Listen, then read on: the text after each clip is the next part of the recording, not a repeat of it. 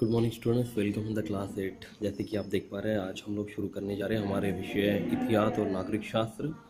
और इतिहास और नागरिक शास्त्र के इस वीडियो में हमने, आपको पता है, यूरोप और भारत, ये दूसरा पार्ट शुरू किया हुआ है। इसके पूर्व वीडियो में हमने राजनीतिक क्षेत्र में क्रांति, अमेरिका का स्वतंत्रता युद्ध और उद्योग के बारे में, और फ्रांस की राज्य क्रांति के बारे में चर्चा की हुई थी।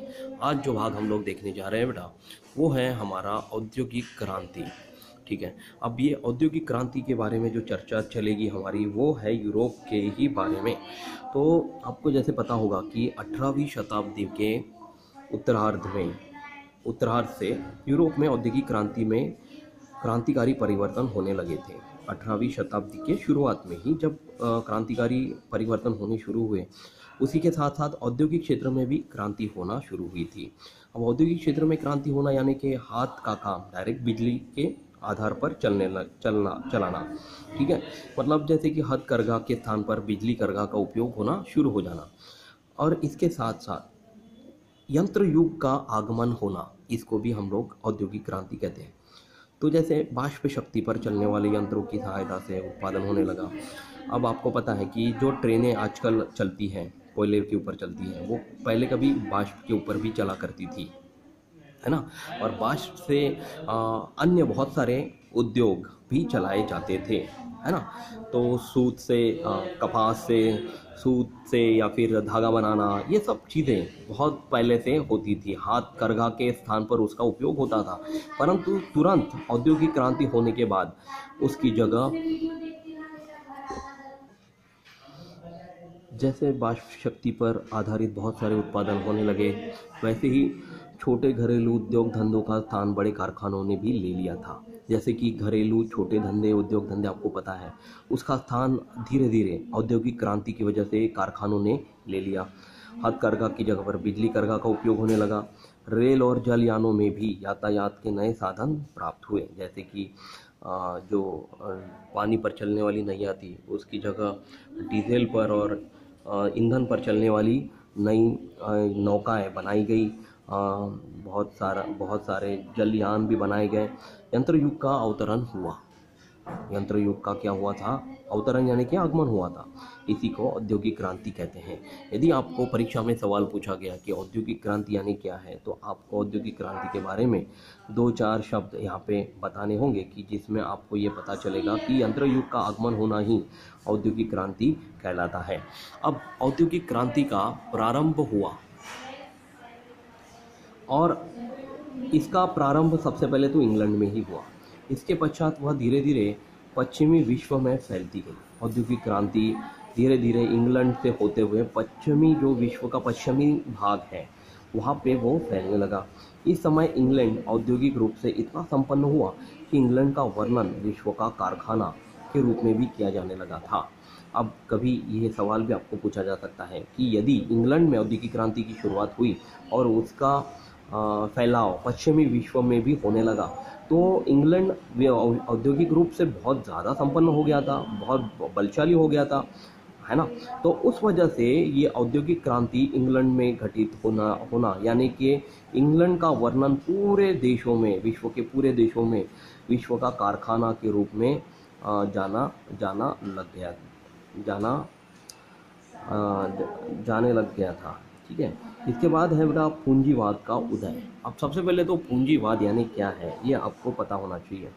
तो देखिए कि जब भी हम लोग कोई भी वस्तु खरीदते हैं मार्केट से, मान लीजिए कि कोई वस्तु मैंने खरीदी कम पैसे में, होलसेल रेट में, और उसको मैंने ज़्यादा रुपयों में दूसरे राज्यों में जाकर बेचा, है ना। तो उसमें क्या हुआ कि मेरा आने जाने का खर्चा भी उसमें मैंने कंसिडर कर लिया था, काउंट कर लिया था, और उसके ऊपर थोड़ा सा जो ब्याज मैंने अधिक से लगाया था, मतलब मेरा खर्चा निकाला, फिर आने जाने का खर्चा निकाला, और थोड़ा सा ब्याज जो बचा हुआ था वो भी उसमें जोड़कर उस वस्तु को मैंने, मान लीजिए कि, बेच दिया है। तो जो अधिक का ब्याज मेरे पास जमा हुआ, वो उसको कहते हैं बेटा पूंजीवाद। यानी कि आने जाने का खर्चा तो मेरे पैसे से ही गया, घर खर्च जो मैंने निकाला वो भी मेरे पैसे से ही आने वाला है, उस पैसे से मुझे कुछ पैसे बचाने पड़ेंगे, तभी मैं घर खर्चा चला पाऊँगा, आने जाने का खर्चा निकाल पाऊँगा। और उसके साथ साथ जो ब्याज अधिक से मैंने बचा कर रखा था, वो मैंने राज्य के प्रति बचा के रखा और वो राज्य में दे दिया, राज्य में उसको सबमिट कर दिया। अब वो ब्याज मैंने देने की वजह से राज्य क्या हो गया, बलशाली होने चालू हो गया। मेरा एक ही व्यापार नहीं था, मेरा बहुत सारा व्यापार था, या मेरे साथ साथ बहुत सारे व्यापारी भी अगर मान लो कि होंगे, उन व्यापारियों ने भी अपना ही इस तरह से निकाला हुआ अधिक का ब्याज और राज्य को देना शुरू हुआ। तो वो जो अधिक का ब्याज था जो राज्य को दिया गया, उसको हम लोग पूंजी कहते हैं, और वही पूंजीवाद का भी उदय हुआ। तो इसके बारे में हम लोग अभी चर्चा करते हैं। तो इसमें आपको बताया गया है कि नए समुद्री भागों की खोज हुई, मतलब समुद्री भागों मार्गों की खोज होती गई। इसके पश्चात यूरोप तथा एशिया महाद्वीप के देशों के बीच व्यापार का नया युग प्रारंभ होता गया, है ना। एशिया और यूरोप के महाद्वीप में, जैसे आपको पता है कि वास्को द गामा जो अफ्रीका के दक्षिणी छोर की परिक्रमा कर भारत की पश्चिमी तट पर कालिकत बंदरगाह में आ पहुंचे थे, है ना। तो यूरोप और एशिया महाद्वीप के बीच इस तरह से व्यापार बढ़ना शुरू हो गया, नया युग का प्रारंभ हो गया। तो समुद्री मार्ग से पूर्वी देशों के साथ व्यापार करने के लिए अनेक व्यापारी आगे आए, परंतु अकेले एक व्यापारी के लिए जहाज द्वारा विदेश में माल भेजना संभव ही नहीं था। मान लीजिए कि पूर्वी देशों के साथ व्यापार यदि करना है और उस व्यापारी को अकेले ही इतने बड़े जहाज में भेज देना व्यापार के लिए, और उसके लिए जो खर्चा आएगा वो अगर देश उठा रहा है, तो विदेशों में जहाज अगर जा रहा है तो बहुत ज़्यादा खर्चा आ सकता है। और इसलिए एक अकेले व्यापारी के साथ इतना बड़ा माल विदेश में भेजना ये संभव नहीं था। तो इस वजह से क्या हुआ कि व्यापारियों का संगठन घटित हुआ और वो व्यापारियों ने इकट्ठा होकर इस तरह से व्यापार करना शुरू कर दिया। एक जहाज में मान लीजिए कि बहुत सारे व्यापारी अपना व्यापार लेकर, अपना सारा सामान लेकर ले जाना शुरू कर देंगे।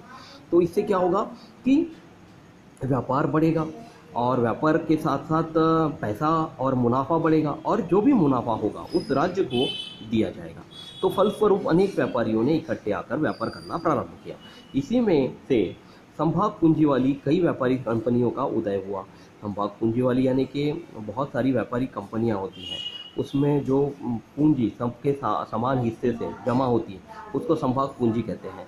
तो इस वजह से उसका उदय हुआ और पूर्वी देशों के साथ चल रहा यह व्यापार लाभदायी ठहरा। इस व्यापार द्वारा देशों की आर्थिक संपन्नता बढ़ने लगी और परिणामतः यूरोप के शासन व्यापारी कंपनियों को सैनिकी संरक्षण और व्यापारिक सुविधाएं भी देने लगे। अब देखिए बेटा कि अगर हम लोग कुछ हमारी पूंजी हमारे देश को अर्पण करते हैं, देते हैं, तो हमारा देश जो है वो हमारे व्यापारी कंपनियों की संरक्षण के बारे में सोचता है, तो हमें सैनिक संरक्षण देता है। मान लीजिए कि किसी लुटेरे ने अगर हमें लूटने की कोशिश भी की, तो हमारे जहाज़ पर सैनिक तैनात होंगे, वो हमारी रक्षा करेंगे और हमें व्यापारिक सुविधाएं भी देने लगे। मतलब जैसे डीजल और पेट्रोल के भाव कम करके या होलसेल रेट में हमको उसको प्रदान किया। ज़्यादा पैसे हमें डीजल और पेट्रोल के देने नहीं पड़े, उसमें भी हमारे पैसे बच गए।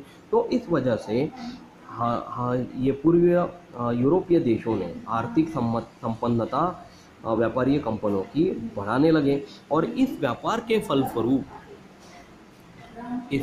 फलस्वरूप यूरोपीय देशों के धन संचय में वृद्धि होने लगी। और इस वजह से जो यूरोपीय देश थे वो क्या होने लगे बेटा, बलाढ्य होने लगे, धन संचयी बढ़ने लगी, मतलब वो पैसों से मालामाल होने लगे और इस धन संपत्ति का उपयोग पूंजी के रूप में व्यापार और उद्योग धंधों में भी किया जाने लगा।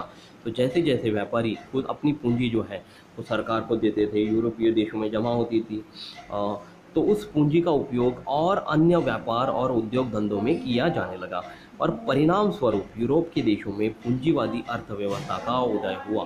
और उस वजह से क्या हुआ कि यूरोप के देशों में इस अर्थव्यवस्था को नया नाम दिया गया, उसका नाम था पूंजीवादी अर्थव्यवस्था और इस तरह से उसका उदय हुआ। ये आपको पता होना बहुत ज़रूरी है।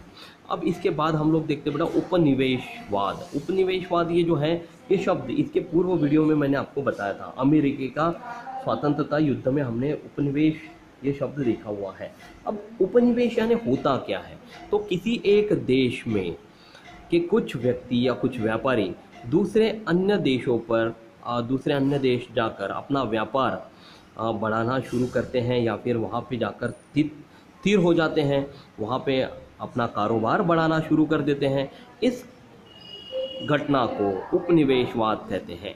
तो यहाँ पे आपको बताया गया है कि किसी देश के कुछ लोगों द्वारा दूसरे भू प्रदेश में किसी विशिष्ट क्षेत्र में अपनी बस्ती बसाने को उपनिवेश स्थापित करना कहते हैं।